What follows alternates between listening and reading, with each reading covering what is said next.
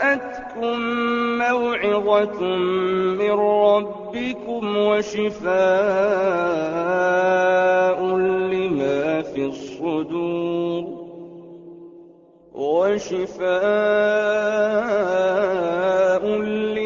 في الصدور وهدى ورحمة للمؤمنين. الحمد للہ رب العالمین والعاقبۃ للمتقین والصلاۃ والسلام علی رسولہ الکریم، اما بعد فاعوذ باللہ من الشیطان الرجیم، بسم اللہ الرحمن الرحیم. وقال الذین لا یرجون لقاءنا لولا انزل علینا الملائکہ. قرآن مجید کا 19واں پارہ اس آیہ مبارکہ سے شروع ہوتا ہے اور اس کے ابتدائی کلمات وقال الذین سے پہچانا جاتا ہے. اس پہلی آیت میں آخرت کے منکرین کا ایک اعتراض نقل کیا گیا ہے کہ اللہ تعالیٰ ہم پر فرشتے نازل کیوں نہیں فرماتا اور ہم اپنی آنکھوں سے اپنے رب کو کیوں دیکھ نہیں سکتے. اس کا جواب دیا گیا، حقیقت یہ ہے کہ یہ اپنے دل میں سرکشی لیے ہوئے ہیں اور اس بنیاد پر تکبر کا مظاہرہ کر رہے ہیں، اور پھر وہ بات جو اور بھی مقامات پر بھی بیان فرمائی گئی، یہاں بھی دہرائی گئی کہ انہیں معلوم نہیں ہے کہ جس دن فرشتے آیا کرتے ہیں وہ ان کے لیے کوئی خوشی کا دن یا خوشخبری کا دن نہیں ہوا کرتا. سورہ فرقان کا آخری رکوع قرآن مجید کا انتہائی جامع مقام ہے. ارشاد ہوا، تبارک الذی جعل فی السماء بروجا وجعل فیہا سراجا وقمرا منیرا. انتہائی بابرکت ہے وہ ذات جس نے آسمان میں برج بنائے اور اس نے آسمان میں ایک جلتا ہوا چراغ یعنی سورج بھی بنایا، وقمرا منیرا، اور ایک روشن چاند بھی. پھر فرمایا وہی تو ہے جس نے رات اور دن کو ایک دوسرے کا پیچھا کرتے ہوئے پیدا فرمایا تاکہ جو کوئی بھی ارادہ رکھتا ہو نصیحت حاصل کرنے کا وہ نصیحت حاصل کر لے، اور جو اللہ کا شکر گزار بننا چاہے وہ شکر گزار بن جائے. اس کے بعد عباد الرحمن کے عنوان سے اللہ کے جو برگزیدہ بندے ہیں ان کے اوصاف کا تذکرہ کیا گیا کہ رحمان کے بندے تو وہ ہیں کہ جو زمین پر آہستگی سے نرمی کے ساتھ چلتے ہیں، یعنی عاجزی کے ساتھ چلتے ہیں، اور جب جاہل لوگ اکھڑ لوگ ان سے مخاطب ہوتے ہیں تو انہیں سلام کہتے ہیں، یعنی سلام کہہ کر ان سے علیحدگی اختیار کر لیتے ہیں، ان کے ساتھ الجھتے نہیں ہیں. پھر فرمایا وہ اپنی راتیں اپنے رب کے حضور سجدہ کرتے ہوئے اور قیام کرتے ہوئے بسر کرتے ہیں، یعنی نماز پڑھتے ہوئے گزارتے ہیں، اور وہ اپنے ان اوقات میں بھی اور ادروائز بھی اللہ تعالیٰ سے اس کے عذاب سے پناہ مانگتے رہتے ہیں. والذین یقولون ربنا اصرف عنا عذاب جہنم ان عذابها کان غراما. اور پھر اس عذاب کے بارے میں مزید کہتے ہیں انہا ساعت مستقرا و مقاما. بے شک جہنم میں تھوڑی دیر قیام بھی برا ہے اور وہاں مستقل رہائش اختیار کرنا بھی بہت تکلیف دہ ہے. دنیا میں کوئی برے سے برا مقام بھی ہو، اگر اس میں کہیں ایک دن کے لیے یا کچھ گھنٹوں کے لیے ریکریشن کے طور پر جایا جائے، فرد سے کو فن جایا جائے تو اس کو انجوائے کیا جا سکتا ہے. لیکن جہنم ایسی جگہ ہے جہاں ایک گھڑی کے لیے ٹھہرنا بھی عذاب سے خالی نہیں ہے، اور وہاں مستقل سکونت اختیار کر کے بھی انسان اس کے عذاب سے یوز ٹو ہو کر اسے انجوائے نہیں کر سکتا. پھر فرمایا کہ وہ جب خرچ کرتے ہیں تو نہ کنجوسی سے کام لیتے ہیں اور نہ ہی اسراف سے، بلکہ اس کے بین بین راستہ اختیار کرتے ہیں. اور پھر واضح فرمایا کہ جہاں تک کبائر کا تعلق ہے، بڑے بڑے گناہوں کا تعلق ہے، وہ تو کبھی کرتے ہی نہیں، اور اگر بالفرض والمحال زندگی کی کسی سٹیج پر ان سے ایسا کوئی گناہ سرزد ہو جائے تو پھر اس سے توبہ کرتے ہیں. اور پھر توبہ کی شرائط کا ذکر کیا. توبہ کیسے کرتے ہیں؟ الا من تاب و آمن و عمل عملا صالحا، سوائے ان کے کہ جو توبہ کریں اور ایمان لائیں اور اچھے عمل کو اختیار کریں۔ یہ توبہ کی 3 شرائط ہیں۔ سب سے پہلی ندامت، کفر پر یا نافرمانی پر یا گناہ پر۔ یہ بڑی ضروری بات ہے، اس لیے کہ انسان گناہ کو چھوڑ بھی دے لیکن گناہ پر نادم نہ ہو، بلکہ ان دی پاسٹ جب ویو کرے وہ اپنے اندر تو انجوائے کرے کہ ہاں وہ بڑا مزیدار سین تھا، یا وہ بڑا مزیدار ایونٹ تھا، یا وہ بڑا مزیدار ایکسپیرینس تھا۔ توبہ کا تقاضا یہ ہے کہ انسان کے دل میں ریمورس ہو، شرمندگی ہو، خجالت ہو، پشیمانی ہو۔ سب سے پہلی یہی بات فرمائی کہ وہ توبہ کرتے ہیں، وہ آمنا، اور وہ ایمان لاتے ہیں کہ اگر وہ کفر میں تھے تو ایمان لے آتے ہیں، اور اگر وہ پہلے ہی مسلمان تھے تو اللہ کی نافرمانی سے جو ایمان زائل ہوا تھا اس کو وہ اثر نو تازہ کر لیتے ہیں اپنے دلوں میں۔ وَعَمِلَ عَمَلًا صَالِحًا، اور پھر اچھے عمل کو اختیار کرتے ہیں۔ اس کا جو انعام یہاں پر بیان فرمایا گیا ہے وہ بڑا زبردست ہے کہ فَأُولَٰئِكَ يُبَدِّلُ اللَّهُ سَيِّئَاتِهِمْ حَسَنَاتٍ، یہ وہ لوگ ہیں کہ جن کی برائیوں کو بھی اللہ تعالیٰ نیکیوں سے بدل دے گا۔ سب سے پہلی بات تو یہ ہے کہ اللہ تعالیٰ کسی قانون کا پابند نہیں ہے، وہ بادشاہ ہے، وہ لارڈ ہے، وہ آقا ہے، اس کے اوپر کوئی اور لارڈ نہیں ہے کہ جو اس کا محاسبہ کرے کہ تم نے گناہگار کو کیوں بخش دیا۔ لہٰذا اللہ تعالیٰ کے لیے کوئی مسئلہ نہیں ہے کہ اللہ تعالیٰ نامہ اعمال میں سے برائیوں کو مٹا کر ان کی جگہ نیکیاں لکھ دے۔ ہاں، اللہ تعالیٰ کی عنایت بے تحاشا ہے، یہ اس کا کوئی آپ حساب نہیں لگا سکتے کہ یہ کتنی بڑی عنایت ہے۔ اور اس کا دوسرا مظہر جو سامنے آتا ہے کہ وہ لوگ کہ جو برائی سے تائب ہوتے ہیں، واقعتاً نظر آتا ہے کہ اللہ تعالیٰ ان کی برائیوں کو نیکیوں سے بدلتا ہے۔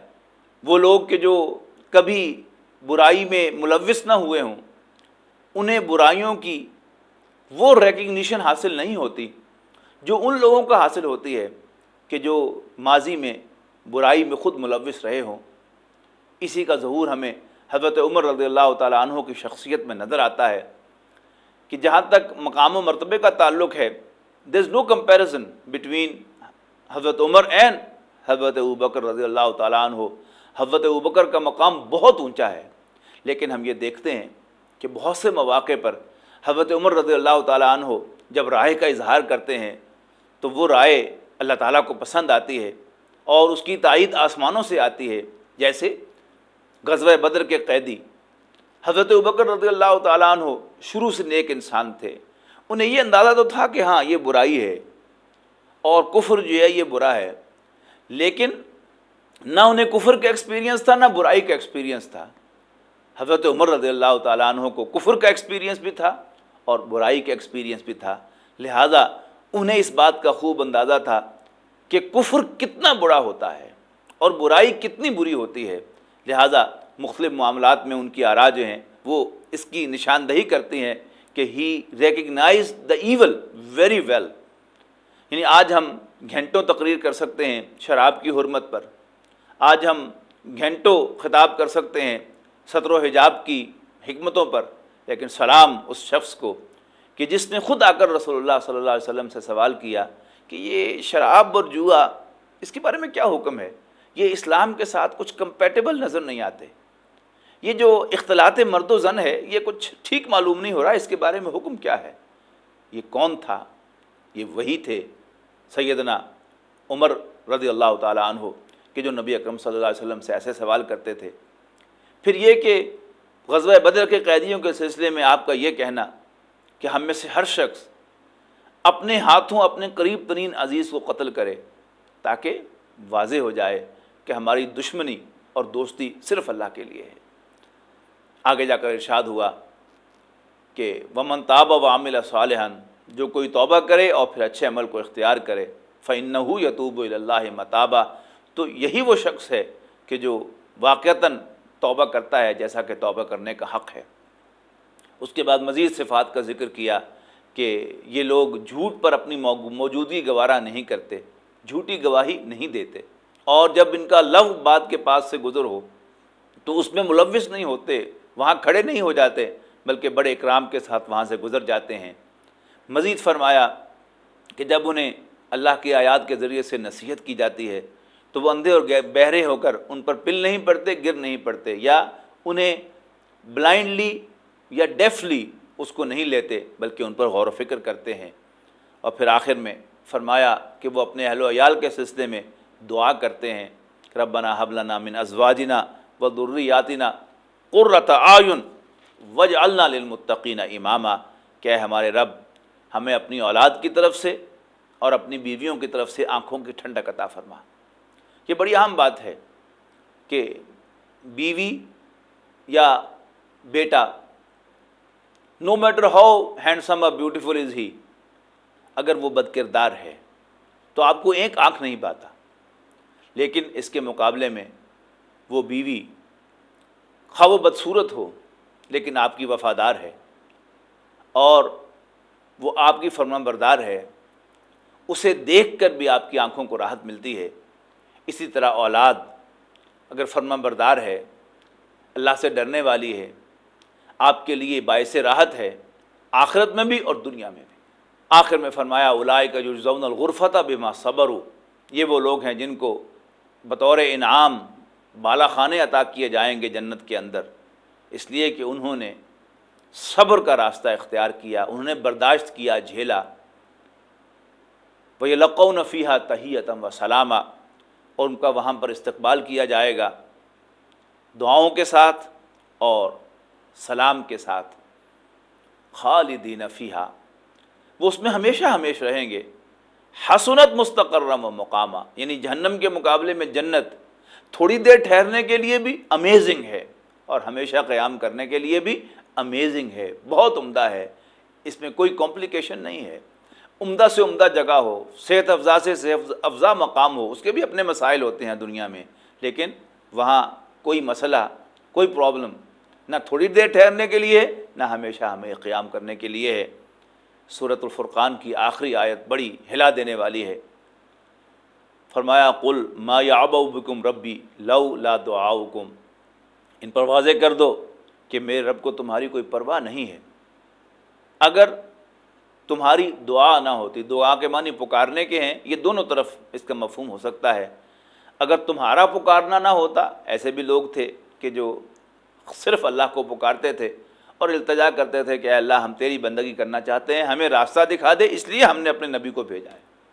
اور دوسرا، اللہ کی یہ سنت ہے کہ اللہ تعالیٰ کسی قوم کو ہلاک کرنے سے پہلے رسول بھیجتا رہا ہے تاکہ ان پر اتمام حجت ہو جائے، انہیں پکار لیا جائے اور پھر ان پر عذاب بھیجا جائے۔ فقط کذبتم، تو اے مکے والو تم جھٹلا چکے ہو، فسوف یکون لزاما، تو تب اب اللہ کی طرف سے سزا تم پر لازم ہو گئی ہے۔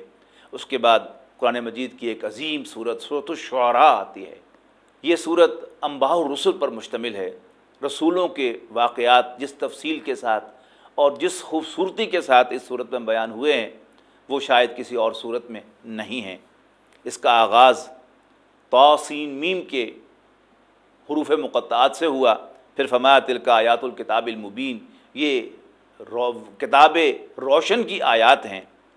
لعلہ کا باخع النفس کا حضور صلی اللہ علیہ وسلم سے خطاب ہوا کہ شاید اب اپنے آپ کو اس رنج میں ہلاک کر لیں گے، اللہ یکون مومنین، کہ یہ ایمان نہیں لا رہے۔ کوئی بات نہیں، گھبراؤ مت، ان نشاء ننزل علیہم من السماء آیۃ، اگر ہم چاہیں تو آسمان پر ان کے لیے کوئی نشانی اتار دیں، فظلت اعناقہم لہا خاضعین، پھر ان کی گردنیں اس کے سامنے جھک جائیں، لیکن یہ ہماری سنت نہیں ہے، یہ ہمارا طریقہ نہیں ہے۔ جب ہم لوگوں پر ان کی مرضی کی نشانی اتارا کرتے ہیں تو پھر ہماری سنت یہ ہے کہ اس کے باوجود اگر وہ نہ مانیں تو ہم انہیں ہلاک کیا کرتے ہیں۔ اور پھر فرمایا وما یاتیہم من ذکر من الرحمن، اور ان کے پاس اللہ کی طرف سے کوئی نصیحت نہیں آتی، محدث نئی، الا کانوا عنہ معرضین، مگر یہ اس سے منہ پھیرتے ہیں، اعراض کرتے ہیں۔ اس صورت کا ایک ٹیپ کا بند ہے، یعنی ایک واقعہ بیان کرنے کے بعد، ایک مضمون بیان کرنے کے بعد پھر دو آیات آئیں گی، ان فی ذلک لآیہ، بے شک اس میں ایک نشانی ہے، وما کان اکثرہم مومنین، لیکن اکثر لوگ ماننے والے نہیں ہیں، وان ربک لہو العزیز الرحیم، اور بے شک تیرا رب تو انتہائی بالادست رحم فرمانے والا ہے۔ اس کے بعد حضرت موسیٰ علیہ السلام کا تذکرہ آیا، اور خاص طور پر حضرت موسیٰ علیہ السلام کی زندگی کے بعض اہم واقعات کو یہاں ہائی لائٹ کیا گیا، مثلا جادوگروں کے ساتھ ان کا جو مقابلہ ہوا اس کو ہائی لائٹ کیا گیا، اور اس صورت میں خاص طور پر حضرت موسیٰ علیہ السلام کا بنی اسرائیل کو لے کر نکلنا اس کو نمایاں کیا گیا ہے اس صورت کے چوتھے رکوع میں۔ فرمایا وَأَوْحَيْنَا إِلَىٰ مُوسَىٰ أَنْ أَسْرِ بِعِبَادِي إِنَّكُمْ مُتَّبَعُونَ، اور ہم نے موسیٰ کو وحی کی کہ تم میرے بندوں کو لے کر نکل جاؤ، بے شک تمہارا پیچھا کیا جائے گا۔ اس کے بعد 5ویں رکوع میں حضرت ابراہیم علیہ السلام کا تذکرہ ہوا، اور بہت خوبصورت الفاظ ان کے یہاں پر نقل کیے گئے۔ مثلا انہوں نے اپنی قوم سے گفتگو کرتے ہوئے کہا افرأیتم ما تعبدون، تو کیا تم جانتے ہو کس کو پوجتے ہو؟ انتم و آباؤکم الاقدمون، تم اور تمہارے پچھلے آباء و اجداد، بے شک جنہیں تم پوجتے ہو وہ میرے دشمن ہیں سوائے رب العالمین کے۔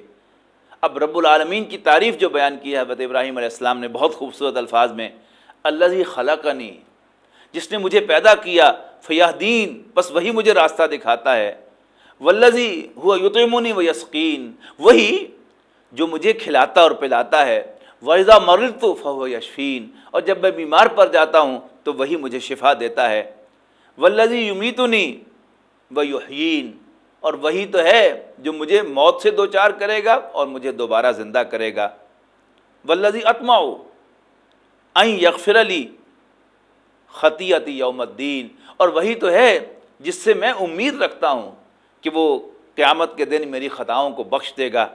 رب ہب لی حکما والحقنی بالصالحین، اے میرے رب تو مجھے دانش مندی عطا فرما اور مجھے ملحق کر دے نیکوکاروں کے ساتھ۔ حضرت ابراہیم علیہ السلام کا ذکر بھی اسی ٹیپ کے بند پر ختم ہوا، ان فی ذلک لآیہ وما کان اکثرهم مومنین وان ربک لہو العزیز الرحیم۔ اس کے بعد باقی رسولوں کا ذکر ترتیب وار شروع ہوا۔ مثلا سب سے پہلے 6 رکوع میں حضرت نوح علیہ السلام کا تذکرہ ہوا۔ پھر اس صورت کی خاص بات یہ ہے کہ انبیاء کرام کی دعوت کو ایک ہی سیٹ الفاظ کے اندر ہر نبی کے ذکر میں بیان کیا گیا ہے۔ آغاز ہوا حضرت نوح علیہ السلام کا، کذبت قوم نوح المرسلین، قوم نوح نے بھی پیغمبروں کو جھٹلایا، اذ قال لهم اخوهم نوح الا تتقون، جب ان سے ان کے بھائی نوح نے کہا کیا تم اللہ سے ڈرتے نہیں ہو؟ انی لکم رسول امین فاتقوا اللہ واطیعون ما اسألکم علیہ من اجر ان اجری الا علی رب العالمین، بے شک میں تمہاری طرف بھیجا ہوا کھلا کھلا واضح پیغمبر ہوں، بس تم اللہ سے ڈرو اور میرا کہنا مانو، میں تم سے کسی اجر کا طالب نہیں ہوں، میرا اجر تو رب العالمین کے ذمے ہے۔ اس کے بعد قوم شعیب کا ذکر فرمایا، کذبت اصحاب الایکۃ المرسلین، اور بن والوں نے بھی، جنگل والوں نے بھی اپنے پیغمبروں کو جھٹلایا۔ جب ان سے شعیب نے کہا علیہ السلام الا تتقون، کیا تم ڈرتے نہیں ہو؟ انی لکم رسول امین فاتقوا اللہ واطیعون ما اسألکم علیہ من اجر ان اجری الا علی رب العالمین۔ اور پھر ان کا خاص پیغام، واوفوا الکیل، اور ناپ کو پورا کرو، ولا تکونوا من المخسرین، اور کوانٹٹی ریڈیوس کرنے والوں میں شامل نہ ہو، وزنوا بالقسطاس المستقیم، اور سیدھے ترازو کے ساتھ تولا کرو، ولا تبخسوا الناس اشیاءہم، اور لوگوں کو ان کی چیزیں کم کر کے نہ دیا کرو، ولا تعثوا فی الارض مفسدین، اور زمین میں فساد نہ پھیلاؤ۔ پھر ٹیپ کا بند آیا، ان فی ذلک لآیہ وما کان اکثرهم مؤمنین وان ربک لہو العزیز الرحیم۔ اور اس کے بعد اس سورت کا آخری رکوع وہ نبی اکرم صلی اللہ علیہ وسلم سے خطاب پر مشتمل ہے، اور اس میں دین کی دعوت کے بنیادی اصول ایک مرتبہ پھر دہرائے گئے ہیں۔ اس کے بعد سورہ نمل آتی ہے، اس میں حضرت داؤد علیہ السلام اور حضرت سلیمان علیہ السلام کا ذکر ہے۔ حضرت سلیمان علیہ السلام کے تذکرے میں یہاں پر واضح فرمایا گیا کہ اللہ تعالیٰ نے حضرت سلیمان علیہ السلام کو جنوں پر بھی حکومت عطا کی تھی اور پرندوں پر بھی حکومت عطا کی تھی، وہ پرندوں کی بولیاں سمجھتے تھے، اسی میں واقعہ بیان کیا گیا ہے کہ حضرت سلیمان علیہ السلام اپنے لشکر کے ساتھ نکلے تو چونٹیاں جو ہے وہ راستے میں تھیں، تو ایک چونٹی نے دوسری چونٹیوں کو مخاطب کر کے کہا کہ اپنی بلوں میں گھس جاؤ، مبادا سلیمان اور اس کا لشکر تمہیں روند ڈالے۔ فتبسم ضاحکا من قولها، حضرت سلیمان کیونکہ جانوروں کی بولیاں سمجھتے تھے، اس کی بات پر ہنسے اور اللہ کا شکر ادا کیا۔ وقال رب اوزینی ان اشکر نعمتک التی انعمت علی وعلی والدی، اے اللہ مجھے توفیق عطا فرما، اے میرے رب مجھے توفیق عطا فرما کہ میں تیری اس نعمت کا شکر ادا کروں جو تم نے مجھ پر فرمائی اور میرے والدین پر فرمائی، اور مجھے اس کی توفیق دے ان اعمل صالحا ترضاہ، کہ میں تیرے پسندیدہ اچھے کام کروں، وادخلنی برحمتک فی عبادک الصالحین، اور اپنی مہربانی سے مجھے اپنے نیک بندوں میں شامل فرما۔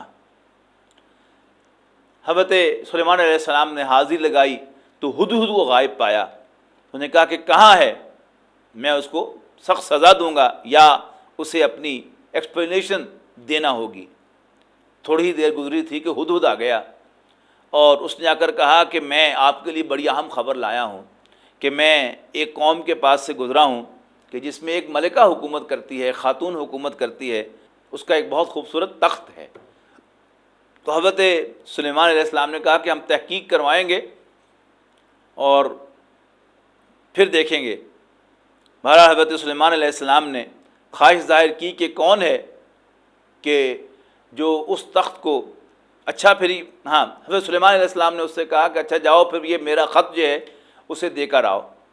تو وہ ہدہد خط لے کر گیا اور اس نے خط جا کر اس ملکہ سبا کے تخت پر جا کر ڈال دیا۔ خط پڑھا تو اس خط میں لکھا ہوا تھا انہ من سلیمان، یہ خط سلیمان کی طرف سے ہے، انہ بسم اللہ الرحمن الرحیم، اور یہ اللہ الرحمن الرحیم کے نام کے ساتھ ہے۔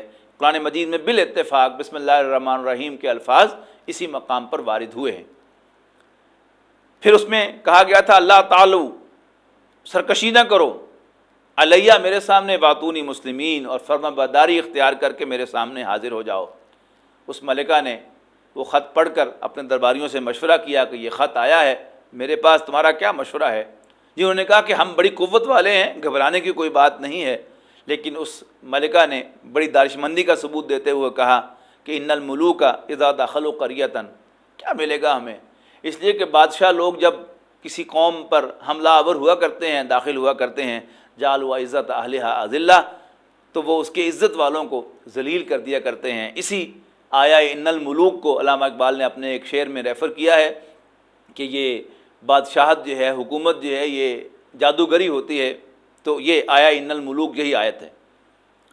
بہرحال اس نے کچھ تحائف بھیجے حضرت سلیمان علیہ السلام کے لیے، لیکن حضرت سلیمان علیہ السلام نے فرمایا کہ نہیں، ہمیں تحائف نہیں چاہیے، ہمیں اللہ نے بہت کچھ دیا ہے۔ پھر انہوں نے اپنے درباریوں میں تقاضا کیا کہ کون ہے جو اس کے عرش کو میرے پاس لے آئے گا۔ بہرحال فائنلی ایک ایسا شخص کہ جس کے پاس کتاب کا علم تھا، اس نے کہا کہ میں آپ کے پلک جھپکنے تک میں وہ تخت آپ کے پاس لے آؤں گا۔ بہرحال وہ تخت آ گیا، اور جب ملکہ بلقیس کو حاضر کیا گیا تو اس سے پوچھا گیا کہ یہ تمہارا تخت ہے؟ اس نے کہا ہاں، معلوم تو وہی ہوتا ہے۔ اس سے حضرت سلیمان علیہ السلام کی عظمت کا تقاضا ہوا۔ اسی پر یہ پارہ جو ہے وہ اختتام کو پہنچتا ہے۔ بارک اللہ لی ولکم فی القرآن العظیم ونفعنی وإیاکم بالآیات والذکر الحکیم۔ أيها الناس قد جاءتكم موعظة من ربكم وشفاء